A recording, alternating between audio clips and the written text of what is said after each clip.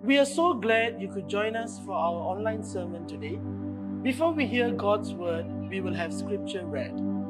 நீங்கள் இணையம் வழியாக இடம்பெறும் பிரசங்கத்தில் எங்களோடு இணைந்திருப்பதில் நாங்கள் மகிழ்ச்சி அடைகிறோம். ஆண்டவருடைய வார்த்தையை கேட்பதற்கு முன்பாக வேத வாசிப்பு வாசிக்கப்படும். கர்த்தருக்கு ஸ்தோத்திரம். இன்று தேவ செய்திக்கென்று எடுத்துக்கொள்ளப்பட்ட வேத பகுதி யோவான் எழுதின சுவிசேஷம் 1ஆம் அதிகாரம் வசனங்கள் 10-18 வரை. புதிய ஏற்பாட்டில் பக்கம் 124. யோவான் எழுதின சுவிசேஷம் 1ஆம் அதிகாரம் வசனங்கள் 10-18 வரை. அவர் உலகத்தில் இருந்தார். உலகம் அவர் மூலமாய் உண்டாயிற்று. உலகமோ அவரை அறியவில்லை. அவர் தமக்கு சொந்தமானதிலே வந்தார். அவருக்கு சொந்தமானவர்களோ அவரை ஏற்றுக்கொள்ளவில்லை. அவருடைய நாமத்தின் மேல் விசுவாசம் உள்ளவர்களாய் அவரை ஏற்றுக்கொண்டவர்கள் எத்தனை பேர்களோ அத்தனை பேர்களும் தேவனுடைய பிள்ளைகளாகும்படி அவர்களுக்கு அதிகாரம் கொடுத்தார். அவர்கள் இரத்தத்தினாலாவது மாம்ச சித்தத்தினாலாவது புருஷனுடைய சித்தத்தினாலாவது பிறவாமல் தேவனாலே பிறந்தவர்கள். அந்த வார்த்தை மாம்சமாகி கிருபையினாலும் சத்தியத்தினாலும் நிறைந்தவராய் நமக்குள்ளே வாசம் பண்ணினார். அவருடைய மகிமையை கண்டோம்.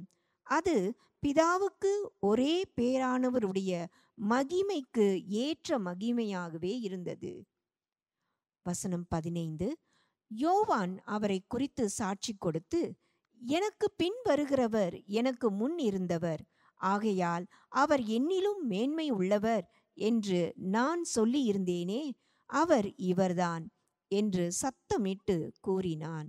அவருடைய பரிபூரணத்தினால் நாம் எல்லாரும் கிருபையின் மேல் கிருபை பெற்றோம். எப்படியெனில் நியாயப்பிரமாணம் மோசேயின் மூலமாய் கொடுக்கப்பட்டது, கிருபையும் சத்தியமும் இயேசு கிறிஸ்துவின் மூலமாய் உண்டாயின. தேவனை ஒருவனும் ஒரு காலும் கண்டதில்லை. பிதாவின் மடியில் இருக்கிற ஒரே பேரான குமாரனே அவரை வெளிப்படுத்தினார். ஆமேன். இது தேவனுடைய வசனம். நாம் யாவரும் சேர்ந்து சொல்வோம், தேவனுக்கு ஸ்தோத்திரம். பிரியமானவர்களே, நாம் ஜெபம் செய்வோமாக. Let us pray. Dearly beloved, கண்மலை மீட்புமாய் இருக்கின்ற கர்த்தாவே, இந்த உடன்படிக்கை ஆராதனையிலே நீர் எங்களோடு பேசும்படியாக ஜெபிக்கிறோம். Our rock and our redeemer, we pray that you, Lord, would speak to us on this covenant service, who you are calling us to be and what we ought to do. எப்படிப்பட்ட நபர்களாக வாழும்படியாகவும் என்ன செய்ய வேண்டும் என்று உம்முடைய வார்த்தை மூலியமாக நீர் எங்களோடு பேசும்படியாக ஜெபிக்கிறோம். நீர் பேசும் பொழுது மறுமொழி கொடுக்க எங்களுக்கு அந்த இருதயத்தை தாரும் ஆண்டவரே. Lord, may our hearts be able to respond to you when a response is needed. So we commit our hearts before you. எங்களுடைய இருதயங்களை உம்முடைய சமூகத்திலே அர்ப்பணம் செய்கிறோம். இயேசு கிறிஸ்துவின் நாமத்திலே, in Jesus' mighty name. Amen. My friends, we have many identities. நமக்கு பலவிதமான அடையாளங்கள் உண்டு.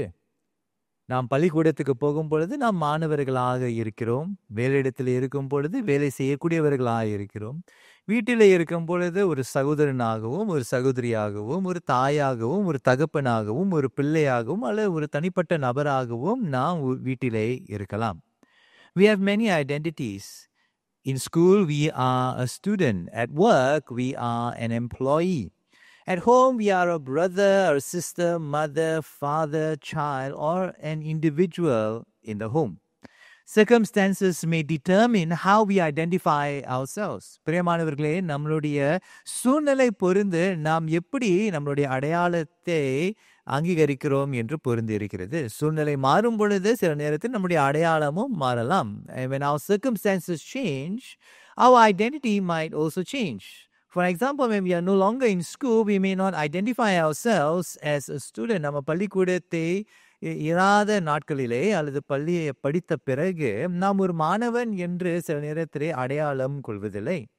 When we do not have a job or we have become an employer, we may not consider ourselves as an employee. நமக்கு வேலை இல்லாத நாட்களிலும் அல்லது வேலை கொடுக்கக்கூடிய ஒரு நிலைமையில இருக்கும் பொழுதும் நாம் வேலை செய்கிறேன் என்று சொல்லக்கூடிய ஒரு அடையாளம் நமக்கு இல்லாமல் இருக்கலாம்.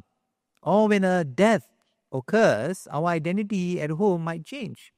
ஒருவேளை குடும்பத்திலே ஒரு மரணம் உருவாகும் பொழுது நம்முடைய அடையாளம் மாறலாம். When relationships get strained, our identity might change. நம்முடைய உறவுகளிலே ஒரு மாற்றம் வரும் பொழுது நம்மளுடைய அடையாளம் உறவுகளே மாறுதினாலே நம்மளுடைய அடையாளமும் மாறலாம். But as Christians, we have an identity that does not change. ஆனால் கிறிஸ்தவர்களாக இருக்கின்ற நீங்களும் நானும் பிரியமானவர்கள், நம்முடைய அடையாளம் ஒரு குறிப்பிட்ட அடையாளம் மாறுவதில்லை. அந்த குறிப்பிட்ட அடையாளம் என்னவென்றால் நாம் தேவனுடைய பிள்ளைகளாக இருக்கிறோம். That particular identity is that we are the children of God.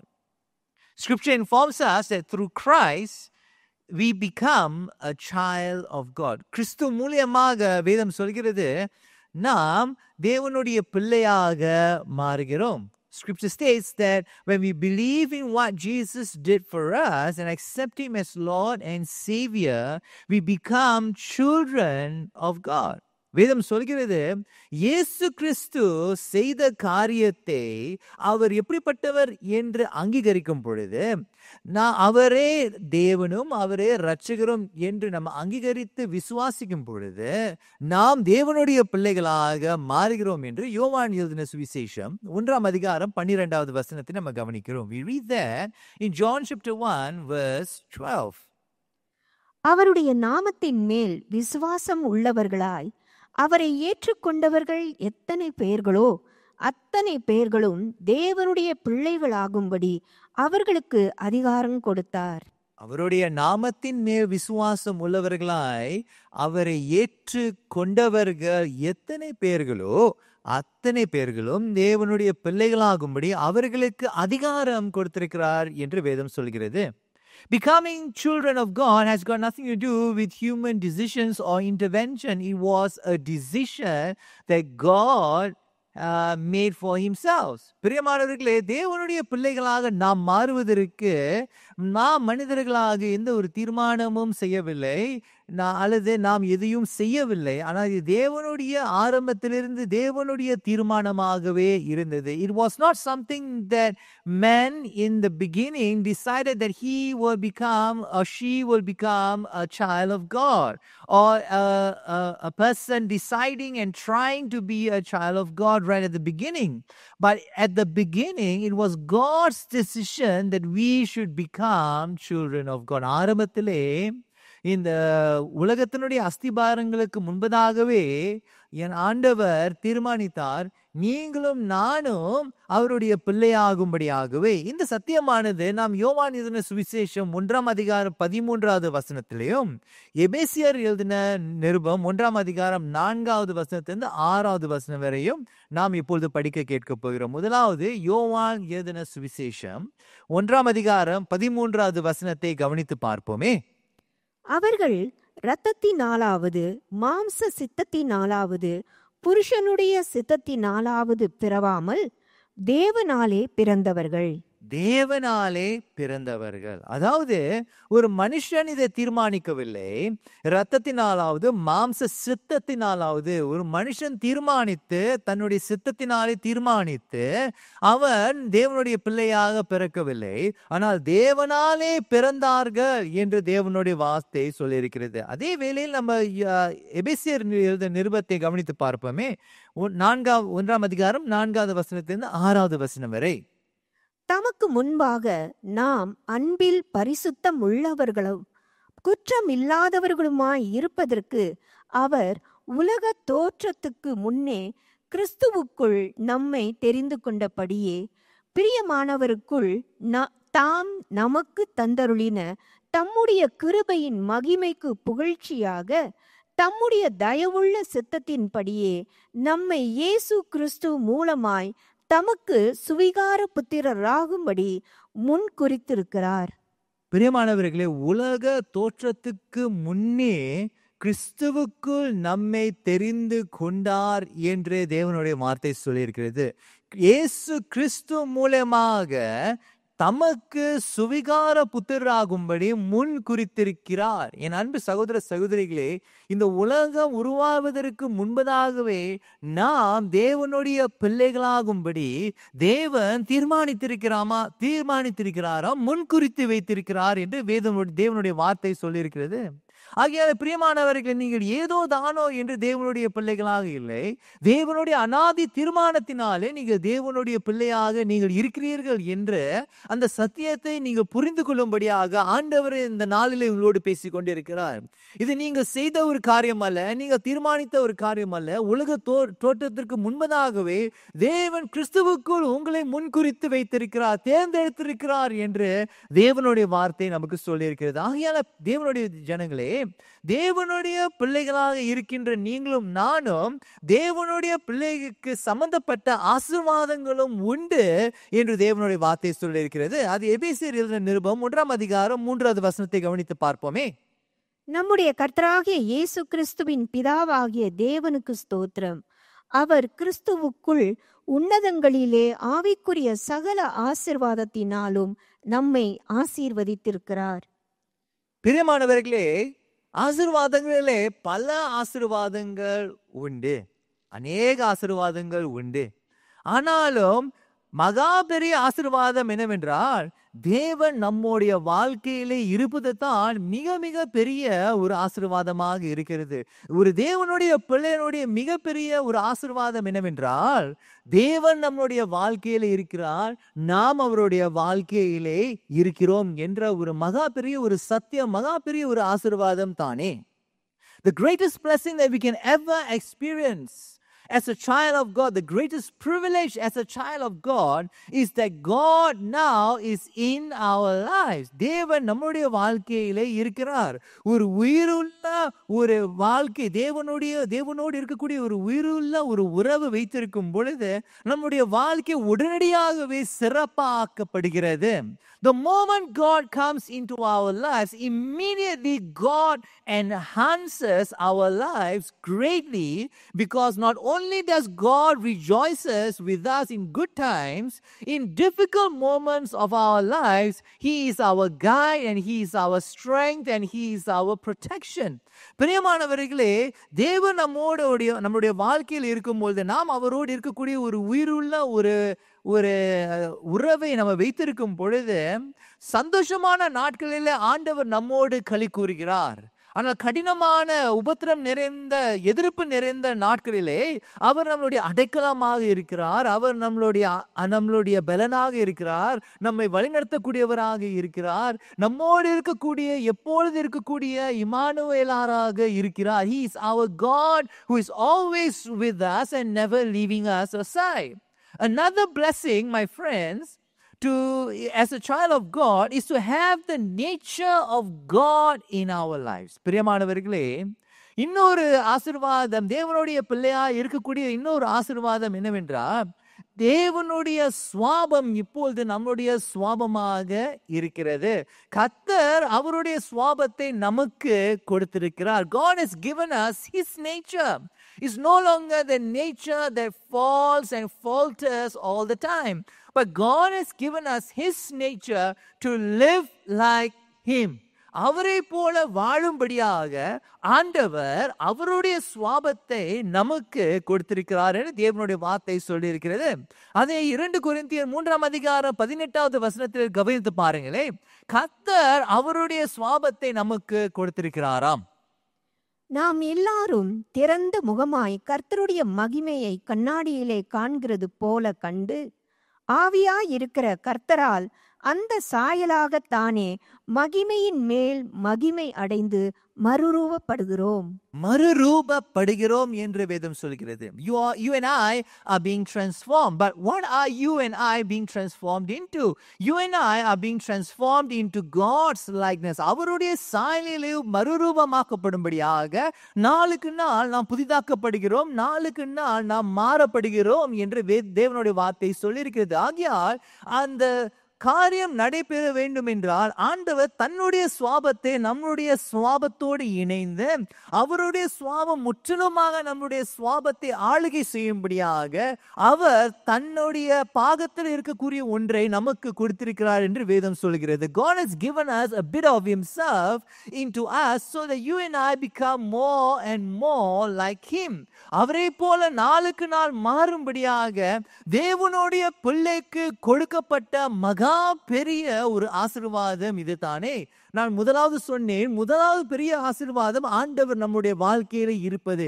இரண்டாவது மிகப்பெரிய ஒரு ஆசீர்வாதம் என்னவென்றால் அவர் நம்முடைய வாழ்க்கையில இருப்பது மட்டுமல்ல, அவரே தன்னையே நமக்கு கொடுத்து நம்முடைய வாழ்க்கையில வந்து தன்னுடைய சுவாபத்தை நமக்கு கொடுத்திருக்கிறார் என்று தேவனுடைய வார்த்தை சொல்லியிருக்கிறது. Not only has God come into our life to have a living relationship with us, but he has given himself, a part of himself to us so that we adopt his nature and become more and more like him. அவரை போல நாளுக்கு நாள் கொஞ்சம் கொஞ்சமாக மறுரூபமாக்கப்படும்படியாக தேவனுடைய பிள்ளைக்கு கொடுக்கப்பட்ட மிகப்பெரிய ஒரு ஆசீர்வாதம் தானே.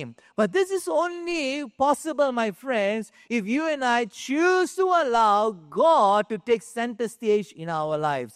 இந்த காரியங்கள், அதாவது ஆண்டவரினுடைய வாழ்க்கையில ஒருவராக இருந்து அவருடைய சுவாபம் என்னுடைய சுவாபமாக மாறும்படியாக இருக்க வேண்டும் என்றால் நாம் தீர்மானித்து அவருக்கு என்று மிக முக்கியமான ஒரு இடத்தை நம்முடைய வாழ்க்கையில் நம்ம கொடுக்க வேண்டியதாக இருக்கிறது. On this covenant service, my brothers and sisters, are we allowing the nature of God to take shape in our lives? பிரியமானவர்களே, தேவனுடைய சுவாபம் நம்முடைய வாழ்க்கையிலே உருவாக்கப்படுவதற்கு, நம்மை மறுரூபமாக்கப்படுவதற்கு நாம் ஆண்டவருக்கு இடம் கொடுக்கிறோமா? Are we allowing the Spirit of God to deal with the lifestyles and the attitudes of our hearts that prevents us from conforming into his likeness? பிரியமானவர்களே, ஆண்டவருடைய ஆவியானவருக்கு நம்முடைய வாழ்க்கையில உள்ள வாழ்க்கை முறைகளையும் நம்முடைய இருதயத்தில் இருக்க கூடிய மன பக்குவங்களையும் மாற்றுவதற்கு நாம் ஆண்டவருக்கு இடம் கொடுக்கிறோமா இல்லையா? இந்த கேள்வியை இந்த உடன்படிக்கை ஆராதனை நீங்களும் நானும் கட்டாயமாக கேட்க வேண்டியதாக இருக்கிறது. You and I must ask these questions. Are we allowing the Spirit of God to deal with our lifestyles, to deal with the attitudes of our hearts that prevent us from becoming more and more like him? அவரை போல மாறுவதற்கு நம்முடைய வாழ்க்கை முறை ஒருவேளை ஒரு தடையாக இருக்கலாம். நம்முடைய இருதயத்தில் இருக்கக்கூடிய மனப்பக்குவங்கள், நம்முடைய இருதயத்தில் இருக்கக்கூடிய சில காரியங்கள் ஆண்டவருடைய சுவாபத்தை மாறுவதற்கு தடையா இருக்கும் பொழுது அதற்கு இடம் கொடுக்க நம்ம ஆண்டவருக்கு இடம் கொடுக்க ஆயத்தமாக இருக்கிறோமா? அந்த காரியத்தை நம்மை விட்டு விலகும்படியாக, அறுத்து விடும்படியாக, விட்டு விடும்படியாக நாம் தீர்மானம் செய்யக்கூடியவர்களாக இருக்கிறோமா இல்லையா? என் அன்பு சகோதரனே, சகோதரியே, are you willing to let go the lifestyle or the attitudes of our heart that prevent us from becoming more and more like our God? Because that is what a child of God is called to be. அப்படிப்பட்ட ஒரு வாழ்க்கையை வாழும்படியாகத்தானே என் அன்பு சகோதரனே, சகோதரியே, ஒரு தேவனுடைய பிள்ளைகளுடைய அழைப்பாக, மிக முக்கிய ஒரு அழைப்பாக இருக்கிறது. But if we hold on to certain lifestyles and attitudes of the heart, it prevents us from becoming the children of God that God has called us to be. ஆனா ஒரு சில வாழ்க்கை முறையை இறுக்கி பிடித்துக் கொண்டு, ஒரு சில இருதயத்தில் இருக்கக்கூடிய மனப்பக்குவத்தை நாம் இறுக்கி பிடித்துக் கொண்டு நாளைக்கு இடம் கொடுக்க மாட்டேன், அதை விட்டுவிட மாட்டேன் என்று சொல்வோமானால், என் அன்பு சகோதரனே, சகோதரியே, ஆண்டவர் நம் மீது வைத்திருக்கின்ற அழைப்பு, விசேஷமாக தேவனுடைய பிள்ளையாக இருப்பதற்கு கூடிய அந்த முக்கிய அழைப்பை நாம் இழந்து விடுகிறோம். It slows down the process. When we hold on to certain lifestyles and attitudes of our hearts, it slows the process of becoming more and more like God. என் அன்பு சகோதரனே, சகோதரியே, நாம் இந்த மனப்பக்குவங்களை, ஆண்டவருக்கு விரோதமான இருக்கக்கூடிய மனப்பக்குவங்களை நாம் இறுக்கி பிடித்துக் கொண்டு, சில வாழ்க்கை முறைகளை நாம் இறுக்கி பிடித்துக் கொண்டு இருப்போமானால் தேவனை போல மாறுவதற்கு அதுவே ஒரு தடையாக இருக்கிறது. அது மாற்றுவதை அது ஒரு பெரிய ஒரு முட்டுக்கட்டையாக இருக்கிறது. It takes away the freedom that you and I are called to experience as a child of God. என் அன்பு சகோதரனே, சகோதரியே, நாம் ஆண்டவரிலே இருக்கக்கூடிய அந்த சுதந்திரத்தை, இழக்க செய்யக்கூடிய இந்த வாழ்க்கை முறைகள், இந்த மனப்பக்குவங்கள் இருக்குமானால் அப்படியே தான் நாம் ஆண்டவர் வரும் வரைக்கும் வாழ்ந்து கொண்டிருப்போம். If we refuse to not let go of certain lifestyles that prevent us from becoming more and more like God, if we don't want to let go of certain attitudes in the heart, my friends, it robs us of the freedom that you and I are meant to experience. There are also ethical implications to holding on to certain lifestyles and attitudes in the heart. பிரியமானவர்களே, இப்படிப்பட்ட ஒரு வாழ்க்கை முறைகள், அதாவது ஆண்டவருக்கு விரோதமான இருக்கக்கூடிய வாழ்க்கை முறைகளும் ஆண்டவருக்கு விரோதமாக இருக்கக்கூடிய மனப்பக்குவங்களும் நாம் இறுக்கி பிடித்துக் கொள்வோமானால் அந்த நெறிமுறை தாக்கங்களும் இருக்கின்றன. It affects our relationships, all other relationships. It affects all other identities that we have in this world. நாம் பிரியமானவர்களே, இப்படிப்பட்ட ஆண்டவருக்கு எதிராக இருக்கக்கூடிய வாழ்க்கை முறைகளும் நம்ம ஆண்டவருக்கு விரோதமாக இருக்கக்கூடிய மனப்பக்குவங்களை இறுக்கி பிடித்துக் கொள்வோமானால் நம்முடைய வாழ்க்கையில் இருக்கக்கூடிய மற்ற உறவுகளை அது பாதிக்கும், நமக்கு இருக்கக்கூடிய மற்ற அடையாளங்களையும் அது பாதிக்கும் என்று தேவனுடைய வார்த்தை நமக்கு சொல்லுகிறது. Are your lifestyles and the attitudes of the heart so great that you are willing to lose your freedom in God and the blessings of God in your life? என் அன்பு சகோதரனே, சகோதரியே, உன்னுடைய வாழ்க்கையில் இருக்கக்கூடிய வாழ்க்கை முறைகளும் உன் இருதயத்தில் இருக்கக்கூடிய மனப்பக்குவங்களையும் ஆண்டவருடைய ஆசீர்வாதமும் ஆண்டவர் கொடுக்கக்கூடிய அந்த சுதந்திரத்தை விட மிக பெரிதாக இருக்கிறதா? மிக பெரிதாக இருக்கிறது என்றால் பெரிதான காரியத்தை, உண்மையான தேவனுடைய ஆசீர்வாதத்தை இழந்து இரண்டாம் தரத்திலே நம்ம வாழ்ந்து கொண்டிருக்கிறோம் என்று வேதம் சொல்கிறது. If we have chosen certain lifestyles because it gives us temporary relief or temporary satisfaction, and if we have adopted certain attitudes in our heart that has given us a temporary satisfaction, then we lose out on the bigger picture, that is the freedom of God and the blessings of God in our lives. நாம் இந்த சிறிய காரியத்தை இறுக்கி பிடித்துக் கொண்டு ஆண்டவருடைய பெரிதான அவருடைய விடுதலையும் ஆண்டவருடைய பெரிதான அவருடைய ஆசீர்வாதத்தையும் இழக்க நாம் ஆயத்தமாக இருக்கிறோமா? On this covenant service, will you make a decision today to let go of certain lifestyles and attitudes that you may experience what God had called you to be? இந்த உடன்படிக்கை ஆராதனையிலே அன்பு சகோதரனே, சகோதரியே, ஆண்டவர் விரும்பக்கூடிய, ஆண்டவர் உன்னை அழைத்த அந்த காரணத்தை நிறைவேற்றாதபடிக்கு இன்னும் சில காரியத்தை இறுக்கி பிடித்துக் கொள்வாயா? அல்லது இந்த உடன்படிக்கை ஆராதனையிலே ஒரு தீர்மானம் எடுத்து, ஆண்டவரே, இந்த வாழ்க்கை முறை எனக்கு தேவையில்லை, நீர் தான் எனக்கு தேவை, நீர் கொடுக்கக்கூடிய விடுதலை தான் எனக்கு தேவை, நீர் கொடுக்கக்கூடிய ஆசீர்வாதம் தான் எனக்கு தேவை என்று சொல்லிக்கொண்டு தீர்மானித்து அந்த வாழ்க்கை முறைகளும் ஆண்டவருக்கு விரோதமாக இருக்கக்கூடிய மனப்பக்குவங்களையும் விட்டுவிட இந்த நாளிலே நீ ஆயத்தமாக இருப்பாயா?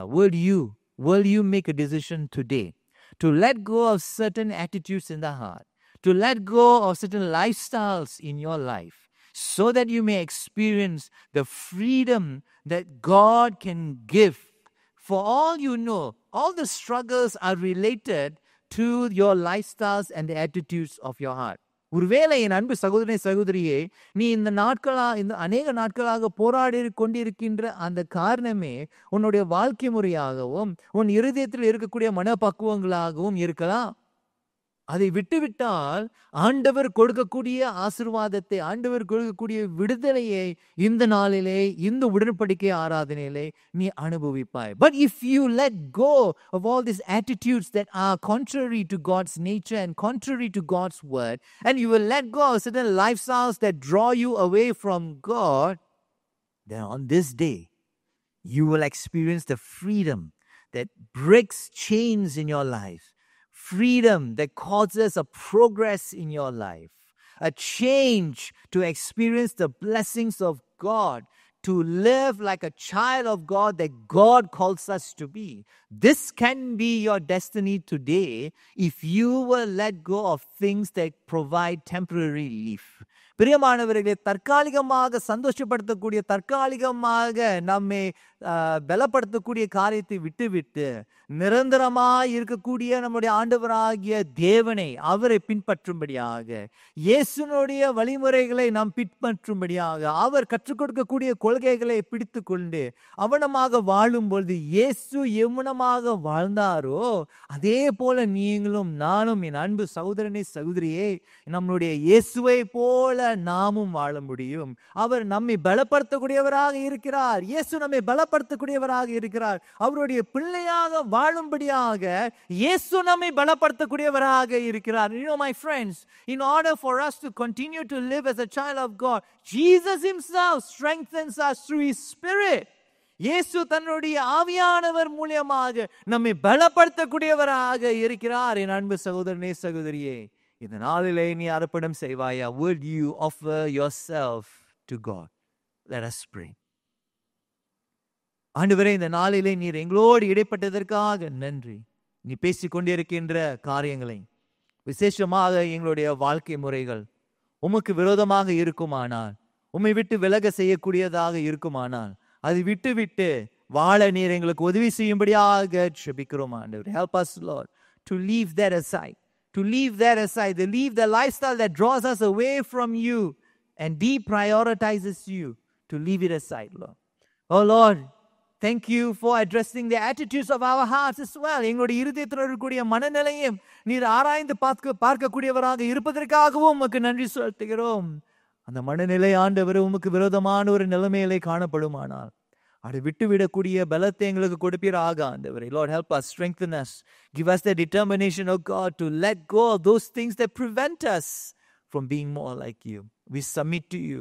We submit to what you are calling us to do. ஆண்டவரே, உம்முடைய சமூகத்தில் அர்ப்பணம் செய்கிறோம். நீர் எங்களை நடத்தக்கூடிய விதத்துக்கு நாம் இடம் கொடுக்கிறோம் ஆண்டவரே. நீர் எங்களை வணிந்தெடுப்பீராக. நாளுக்கு நாள் உம்மை போல வாழ எங்களுக்கு உதவி செய்வீராக. Lord, help us to be transformed into your likeness. In Jesus' mighty name. இயேசு கிறிஸ்துவின் நாமத்திலே. Amen. We hope you have been blessed by the word of God today. If you have any questions after hearing the sermon today or need someone to talk to, please contact our church office. We would like you to know that you are not alone and that we as a church are willing to journey with you. We hope to be a safe space where you can grow in Christ as a person. We hope you have a great week. God bless you. பிரசங்கத்துக்கு பிறகு தேவனுடைய வார்த்தையால் நீங்கள் ஆசீர்வதிக்கப்பட்டீர்கள் என நம்புகிறோம். பிரசங்கத்தை கேட்ட பிறகு உங்களுக்கு ஏதேனும் கேள்விகள் இருந்தால் அல்லது யாரிடமாவது பேச வேண்டும் என்றால் எங்கள் சபை அலுவலகத்தை தொடர்பு கொள்ளுங்கள். நீங்கள் தனிமையில் இல்லை என்றும் உங்களோடு சேர்ந்து பயணம் செய்ய நாங்கள் சபையாக முன்வருகிறோம் என்பதை நீங்கள் அறிய வேண்டும் என்று நாங்கள் விரும்புகிறோம். நீங்கள் கர்த்தருக்குள் ஒரு நபராக வளர்ச்சி அடைவதற்கு உங்களது பாதுகாப்பான இடமாக நாங்கள் இருக்க விரும்புகிறோம். இந்த வாரம் உங்களுக்கு சிறந்த வாரமாக அமையட்டும். ஆண்டவர் உங்களை ஆசீர்வதிப்பாராக.